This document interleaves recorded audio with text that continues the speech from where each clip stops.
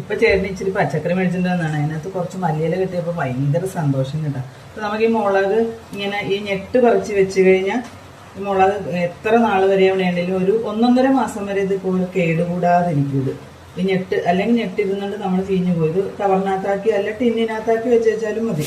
അപ്പൊ ഞാനൊരു കവറിനകത്താക്കിയാണ് വെക്കുന്നത്. അപ്പം ഇന്നത്തെ വിശേഷം ഇതാണ് കേട്ടോ. നല്ല മുളകാണ് കേട്ടോ, നല്ല പച്ചമുളകാണ്, നല്ല കരുത്തുള്ള മുളകാണ്. അപ്പം ഇതൊന്ന് ഞെട്ട് കളഞ്ഞ് ഇതിനകത്തേക്ക് വെക്കുക. അതുപോലെ തക്കാളിയും നമുക്കിപ്പോൾ വേണ്ടതല്ല. അപ്പം അതൊക്കെ ഒന്ന് എടുത്ത് വെക്കുന്നതാണ് ഇന്നത്തെ കാഴ്ച. അപ്പം ഇന്ന് ഇത്രയേ ഉള്ളൂ. അപ്പം എല്ലാവരും ഒന്ന് സപ്പോർട്ട് ചെയ്യണം കേട്ടോ. ഇത് നോക്ക്, ഇത് ഇതുപോലെ തന്നെ ഞെട്ട് കളഞ്ഞ് വെച്ച് കഴിഞ്ഞാൽ എത്ര നാൾ വേണേലും ഇരിക്കും. ഞാൻ ഇപ്പോൾ ഇത് കവറിനകത്താണ് വെക്കുന്നത്. ഇതിനകത്ത് ഫ്രിഡ്ജിനകത്ത് വെച്ച് വെച്ചാൽ നമുക്ക് ആവശ്യത്തിന് എടുക്കാവുന്ന കാര്യം. ഇന്നൊരു കപ്പങ്ങയും കിട്ടിയിട്ടുണ്ട്. അപ്പം ഇന്ന് നമുക്കിത് പൊളന്ന് കഴിക്കാം. ഇത് റെഡ് ലേഡിയാണ്, പക്ഷേ ഇത് അധികം വലുതായില്ല. ഇതിൻ്റെ കൂടെ ഉള്ളതൊക്കെ നല്ലപോലെ വലുതായതാണ്. പക്ഷെ എന്നാലും നല്ല ടേസ്റ്റാണ് കേട്ടോ.